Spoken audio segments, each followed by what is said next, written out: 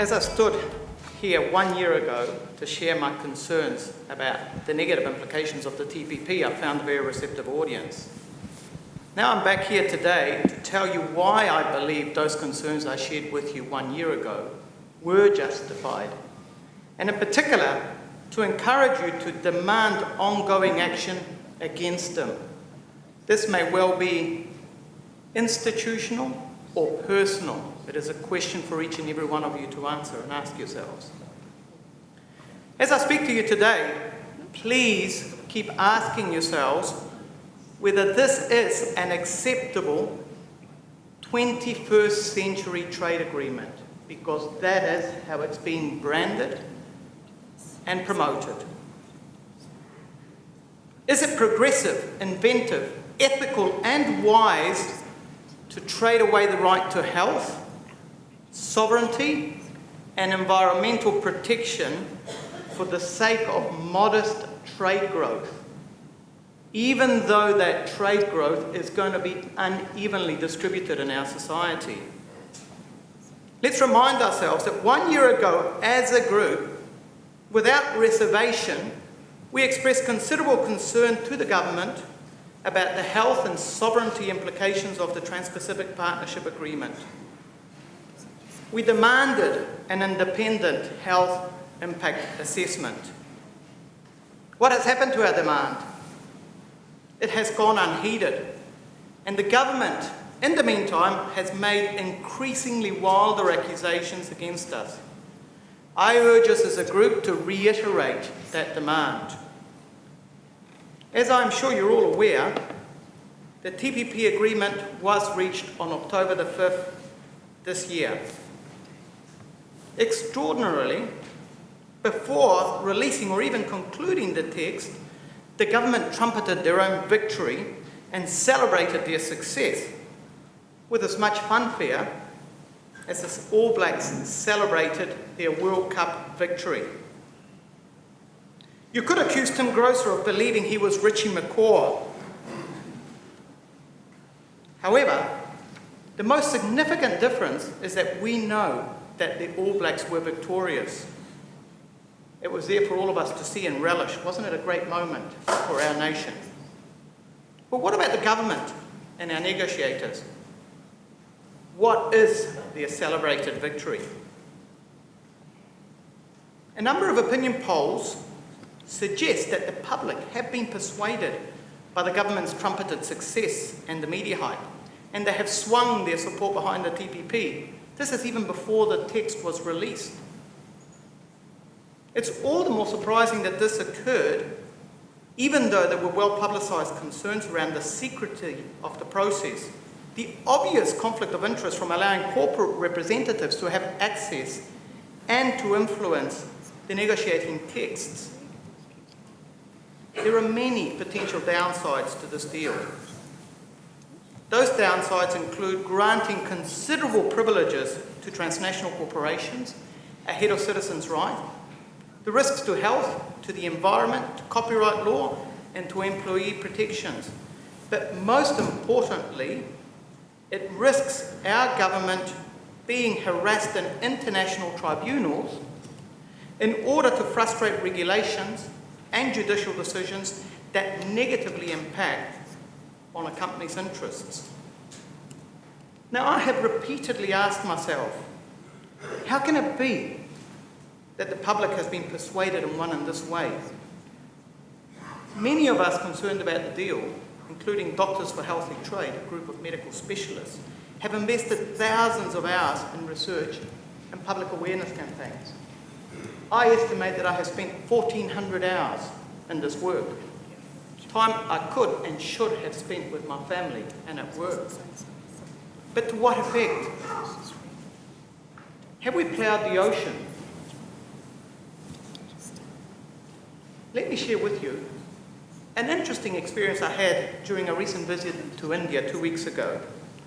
And this experience, this anecdote, has helped me to understand how it is that public opinion could be swayed so easily. Amongst many attractions, India has wonderful tailors. They make bespoke or personally measured suits the Savile Row equivalent in Asia, if you like. Now, as I get older, there is obvious degradation to my exterior. It's obvious for all to see, is there not?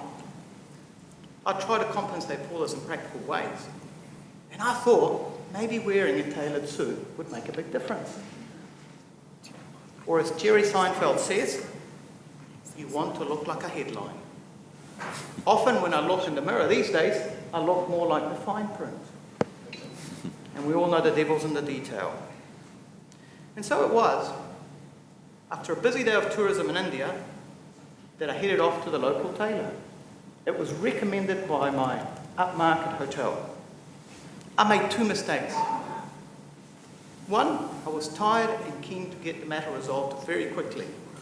I didn't bother doing any shopping round. And the second one is that in general, in contrast to my wife, I absolutely hate shopping. So I had a rough figure in my mind. I thought this is a country where you can get good bargains. And I thought for $500 to $1,000, I should be able to get a great tailored suit. Well, when I got into the shop, the tailor went to work with me with beautiful skills. My dear sir, he said, I can give you a bargain suit, but you are a man of great importance. You all agree, don't you? Obviously well-travelled, he said. So why not go for the highest quality? And why 1 suit when you can have 2? And then he went to the shelves and started pulling out all these bits of material. And he said, sir, this is cheap material. Wool and spandex. That for you, Sahib. I have the best quality fabric. All the way from Italy. Wool with spandex woven in, wrinkle-proof for those long flights, sir. Sahib, I have a special deal for you today. 2 suits. 2 pairs of trousers for each suit. Tailored shirts. Why not, Sahib? Why not look your best? Your wife will love you. And while we're at it, sir, he said, why not a jacket? Beautiful jacket. Look, fabric here. And if you're going to get the jacket, sir, you must have the chino trousers. Lord have mercy, my mind was going at 1,000 miles an hour. And he said, what about your beautiful wife, sir? What will you get for her? Bugger me. I was taken with the euphoria of the moment. He said, sir, beautiful cashmere pashmina wool, 100% for you. A great deal for $5,000. Jesus, $5,000, I thought. I came in with a figure of 500 to 1,000. But I was caught up in the moment, the hype. And I said, $4,000. He said, $4,500. I said, sir, $4,000 and 3 pashmina scarves, 1 for my wife and 2 for my beautiful older daughters. He said, done deal. Sahib, you're a wise man. Let's shake on it. And so we did. He said, $2,000 deposit.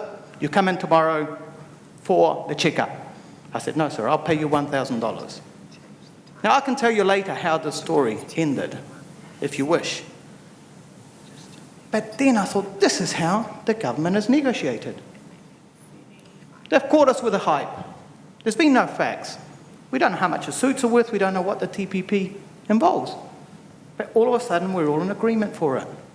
Like my tailor, the government and the negotiators understand the human condition. Somehow, despite all these problems, we've all led to believe that we simply cannot pass up such a great deal.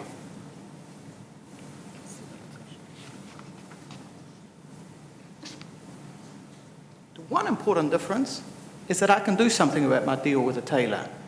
But once the TPPA has been ratified into law, you can do nothing about it. There is nothing you can do to change this deal. And the fast-track process approved in the United States in June of this year guarantees that it either gets an up or down vote in Congress. You can't change anything to do with it. So what about the deal? The full negotiated text was released 2 weeks ago. That is after 7 years of negotiations. It contains 30 chapters and 6,000 pages. The language in it is ambiguous, it is often aspirational, and some of the protections for health and the environment are merely aspirational and not obligatory concepts of law. The language is technical and difficult to interpret. The TPP has been branded as a free trade agreement, which is an oxymoron because many aspects of the TPP are likely to extend monopoly rights to industry and stifle competition. The analysis that I share with you is an initial one. It'll take time to digest the document in its entirety and to consider how each chapter relates to the other. Most of the chapters have nothing to do with free trade as we understand it. The devil is and will be increasingly found in the detail. Through the negotiations and at their completion, the government gave us a whole set of reassurances. For the purposes of this presentation, please let me summarise what these reassurances were in relation to health. The government repeatedly told us there will be no additional cost of medications. You have heard all that, haven't you? You couldn't watch the media, even if infrequently, not to get that message. Pharmac will not be affected, we were told, and the fundamentals of Pharmac will remain untouched. A great one, corporations will not sue the government and seek compensation in international tribunals for loss of profit arising from policy changes. In essence, the government has reassured us that there will be no threat to national sovereignty. After the deal was completed and before the text was released, the government reassured us we will not face increased costs for medications. In particular, the debate had centred on biologics and data exclusivity periods or extensions of monopolies. The government has reassured us that there will not be an extension beyond the 5-year period already in law. During the victory parade, the government said that there had been a Pharmac and tobacco carve-out from investor-state dispute settlement mechanisms. And extraordinarily, Tim Grosser, in a Q&A interview on the 11th of October, said it is almost inconceivable that anyone would take court action against New Zealand under the TPP. To my mind, they're extremely naive comments. All of these debates raged and occurred against the background where a number of medical specialists and other concerned groups seeking reassurance of public health protections have been increasingly subject to attack. In August this year, there were national-wide rallies involving between 25 and 30,000 protesters, all concerned about the implications arising from the TPP. The response from the government has been to label them as breathless children, misinformed, ideologically opposed. One of the most vocal protesters, a well-informed, articulate academic, Professor Jane Kelsey, has been branded a Marxist. Doctors for Healthy Trade have had similar brandings attached to them. We've been accused of self-promotion by the government. What it is that we're self-promoting, I am yet to understand. It is also extraordinary that in so labelling protesters, the government has essentially sidestepped any reasoned agreement or debate in relation to this trade deal. There has not been a single recent discussion about the likely implications arising from it. So let's have a look at the text. What about the reassurances? Thanks to the massive international and national campaign, I believe that some of the most significant aspirations from industry in relation to intellectual properties have been held at bay. But there are still significant threats to health. And the threats are twofold. They relate to process and extension of industry monopolies over medicines and medical devices. On process, it seems that there is a review mechanism now that will allow Big Pharma added leverage to lobby and object to Pharmac's decisions. How this will be put into action, only time will tell. MedSafe must also notify a drug company if a generic version of their product has been submitted for approval. New Zealand will also need to ensure there is sufficient time and opportunity for a patent owner to seek preliminary injunctions to resolve patent disputes to a generic version of its patented medicine before this enters the market. How this will affect us, time will tell. Extraordinarily, in the language of biologics, the text is far less conclusive than the government. Remember, they said there would not be a period of exclusivity beyond the 5 years agreed. Well, the language is much more complex than that. It binds us to either 8 years of clinical trial data protection or effective market protection to deliver comparable outcomes to 8 years of market exclusivity. And the issue here is the ambiguity of the language. What is effective market protection? Moreover, the US will have an enormous opportunity to lean heavily on New Zealand at the time of certification in order to ensure that every available legislative measure is in place to ensure that the 8 years market exclusivity is achieved by the US. This part of the agreement is subject to review in 10 years' time. In a speech to the US Chamber of Commerce, Robert Holliman made it very clear that the US government expects TPP countries to provide enhanced protections for biologics. You can read there word for word how he interprets this. The TPP will require, for the first time in a trade agreement, parties to provide an extended term of effective market protection for biologic medicines, the key element of future medical advancement. So the most powerful member of this group is already interpreting that we will need to provide them with 8 years of exclusivity. Pharmaceutical firms could also use the TPP to demand cash compensation for claimed violations of WTO rules on creation, limitation or revocation of intellectual property rights. Currently, WTO rules are not privately enforceable by investors. But perhaps the most egregious, indeed the most troubling element in this whole trade deal is the inclusion of ISDS clauses, investor state dispute mechanisms. ISDS allows corporations to sue governments for compensation in international tribunals for loss of anticipated profit arising from government policies. We have all heard about tobacco companies suing Australia, Eli Lilly and Company suing the Canadian government for revocation of patents. Companies are suing governments for environmental protection. A Swiss company has sued the German government for phasing out nuclear energy after the Fukushima disaster. So lawsuits occur commonly.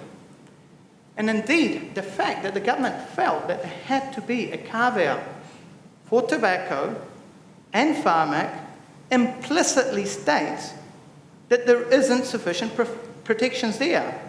If those protections were there, why the carve-out?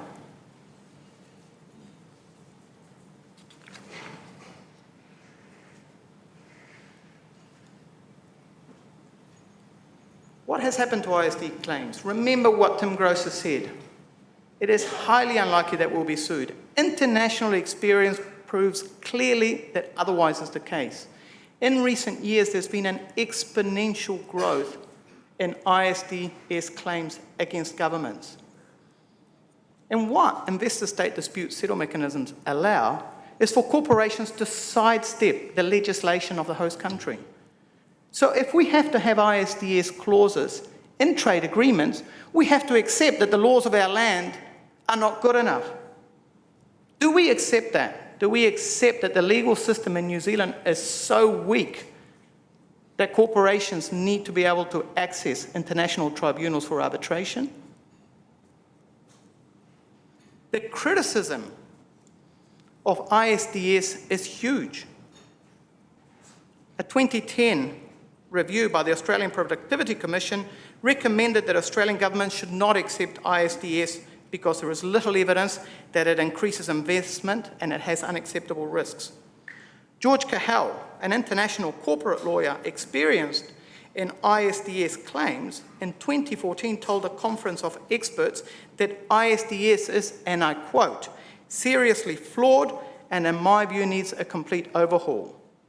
Alfred Desires of the US, an expert in human rights and international law, told the General Assembly of the UN in October 26 this year, after the agreement was passed, that ISDS must be abolished, and I quote him, that it is fundamentally in conflict with international governance of human rights and the very essence of sovereignty and self-determination.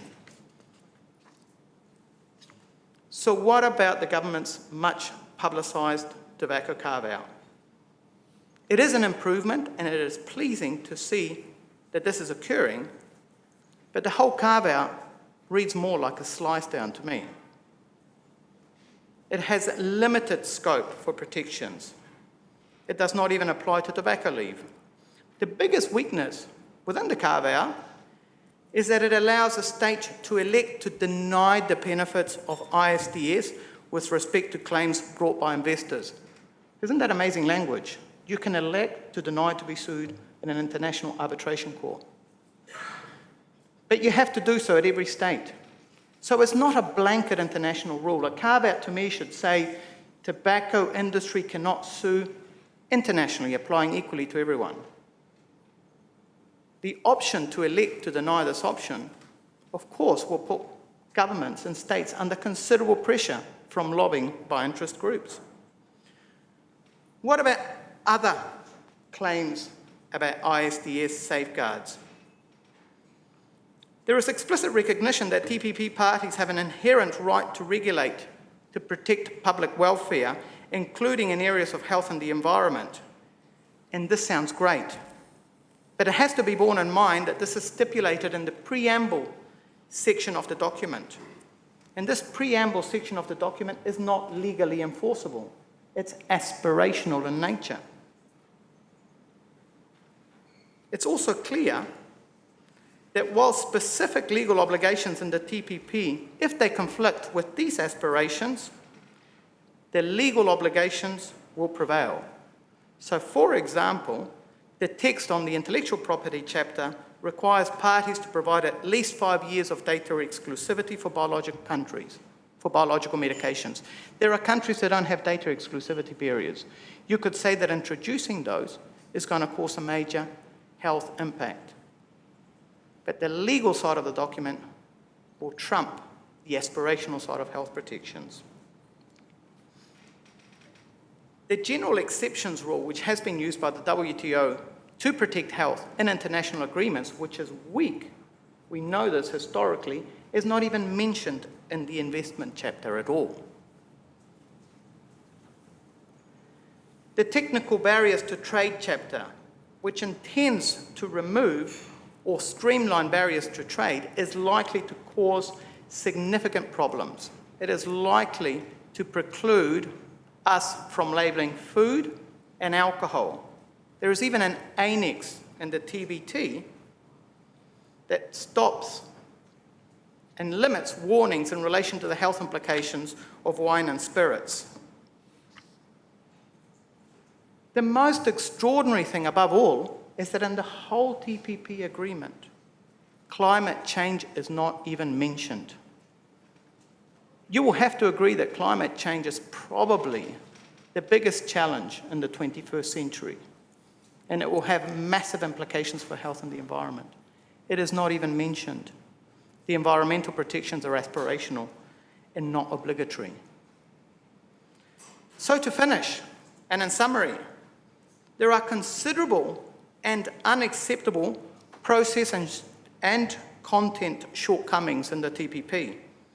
The excessive secrecy and the unethical conflict of interest in allowing access and influence over the negotiating documents to corporate advisors while excluding citizens and expert groups is totally inconsistent with a democratic process.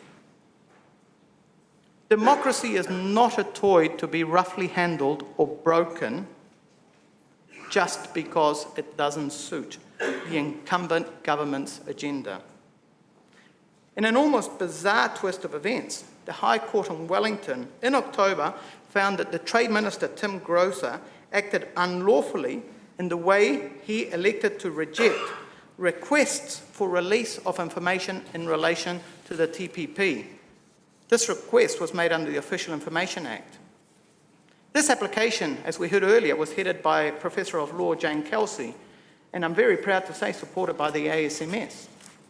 At this point, I would also like to thank formally the ASMS for their enormous energy and commitment to trying to bring awareness and transparency to the negotiations, and then also to trying to educate the public and the health sector in relation to these problems. The High Court directed Tim Grosser to reconsider his decision not to release the documents or the negotiating text in a way that is consistent with his obligations under the OIA.